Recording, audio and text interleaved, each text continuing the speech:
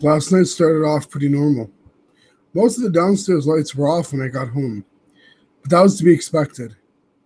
Mary doesn't mean to do it, but she always seems to forget that her husband works a graveyard shift, meaning he'll be coming home most nights when both she and the son are fast asleep.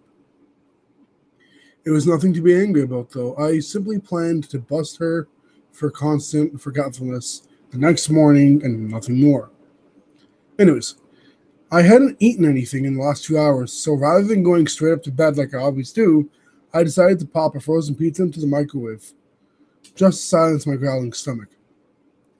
That break of routine, as meaningless as it seemed at the time, is probably the only reason I'm posting this. Once I opened the beeping microwave, I saw that the clock read 2:49 a.m. I almost regretted staying up to eat this pizza, and I truly could feel my eyelids getting heavier with each second. Rather than moving to the table to eat, I ate right in front of the microwave. I or Mary could clean up any mess in the morning. I just wanted to get some food in me and get some rest before I had to follow the same tiring schedule all over again the next day. From where I was eating, my front door was roughly 90 degrees to my left and only about 15 feet away. I could see my front door and the small window beside it if I was looking that way. But at that point, I was so focused on eating and nothing else. I was just focused on devouring my pizza. Out of the corner of my eye, I noticed that the motion lights had just unexpectedly turned out. Other than being surprised, I didn't pay much attention to it at the time. We live in a pretty wooded area and get animals moving around throughout our yard at nighttime. I was sure that whatever was out there was nothing of a note. Maybe a badger or something like that. After a minute, the lights clicked back off. I assumed that whatever had triggered them must have been scared off immediately by the lights. I returned to my focus to pizza. Once I was done eating, I dragged myself to the stairs with what little energy I had left in my body. To get to the stairs, you have to walk in front of the entryway and pass by the front windows. Without thinking, I took a look out of my front window and was immediately jolted awake as my heart pounded like it was going to leap out of my chest. Standing in front of my yard, about 20 feet away from my door, was a man. Well, the outline of what seemed to be a man. There are no streetlights on our street, so the only light in our yard were the motion lights we installed when we moved in, which, as I mentioned, were off. The dim light we keep on in the entryway radiating out the front windows to the yard. All I could see was the outline, with head craned upwards as if they were looking to the stars or something. I didn't really know what to do. It was a freaky sight to see. But we live in a small and secluded community. We know literally everyone that lives around us. And our neighbors all are very trustworthy people. I figured that this person was someone I knew. So I tapped on the window to get the person's attention. Foolish, I know. Well, I wasn't really thinking clearly, I guess. But anyway, I didn't want to wake Mary, so I tried to stay as quiet as possible. He didn't budge. Not a reaction at all. I figured that whoever it was out there couldn't hear me. So I opened the door. Don't get it twisted. I was scared beyond belief. But at the end of the day, I usually take a good 10 minutes to answer a call out there. I hoped to resolve this quickly and cleanly. As the door cranked open, I realized that the figure had changed slightly. He was now staring right at me. It was jarring. 2 seconds prior, when looking out the window, he'd been staring upwards. I couldn't make out the finer points of his features yet, as the lights in the house barely reached him, and I thought that made him all the more creepy. The figure just slowly started to walk backward, towards the road while still facing me. As the person sped up slightly, the motion lights finally came back on. He wasn't anyone I had ever seen before. He was relatively tall, maybe 6'4", and crazy skinny, borderline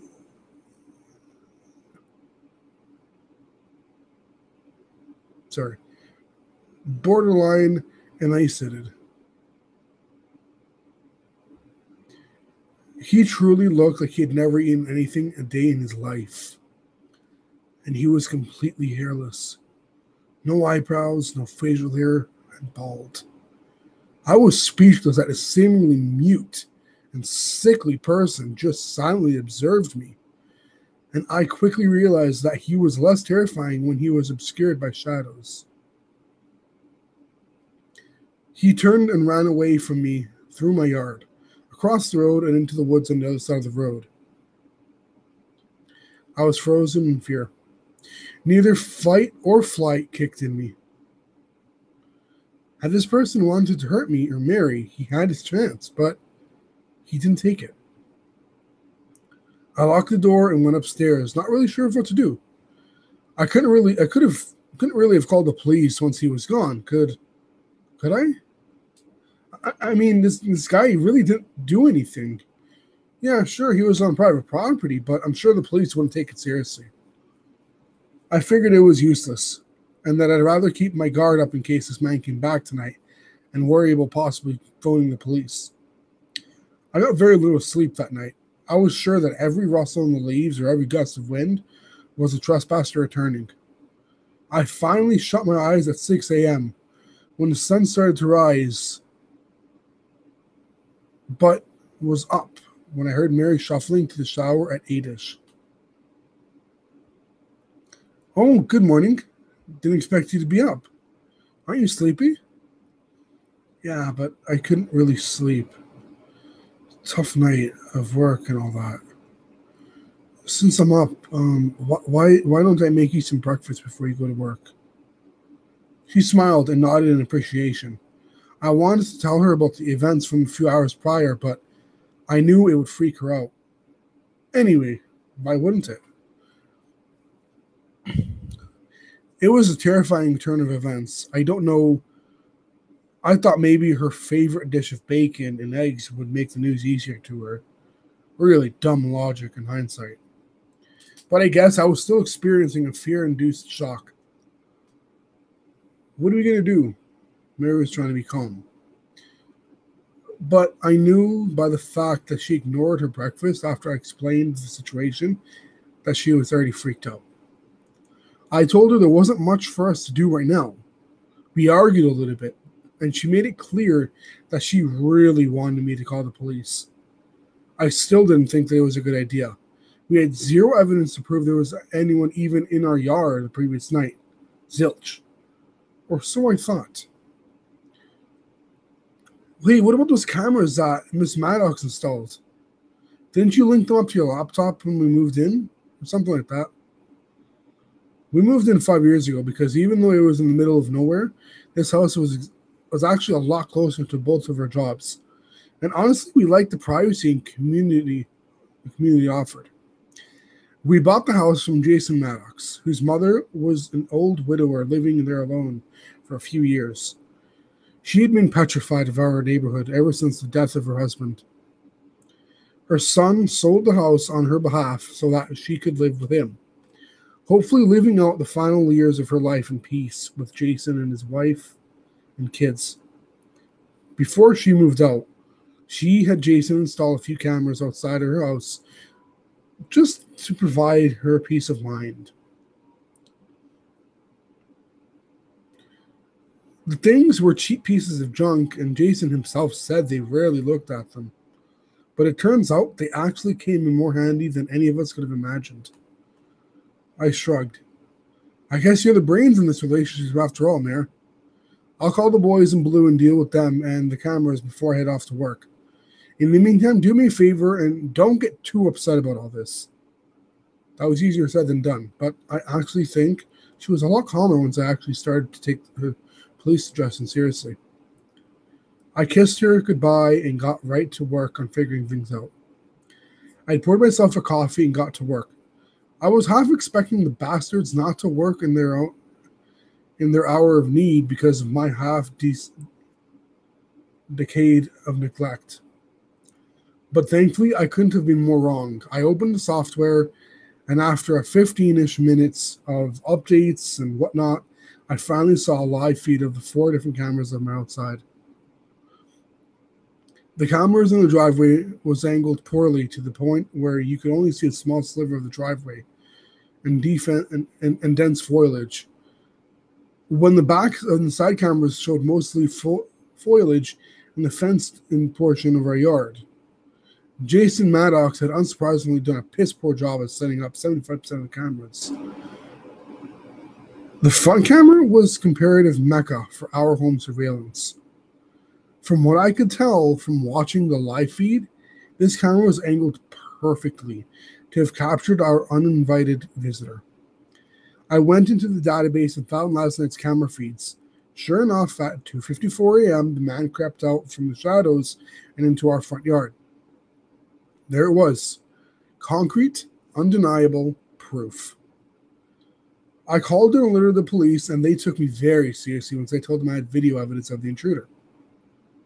The operator said that 2 officers would be sent to my home to view last night's video, and a file of a police report would be made.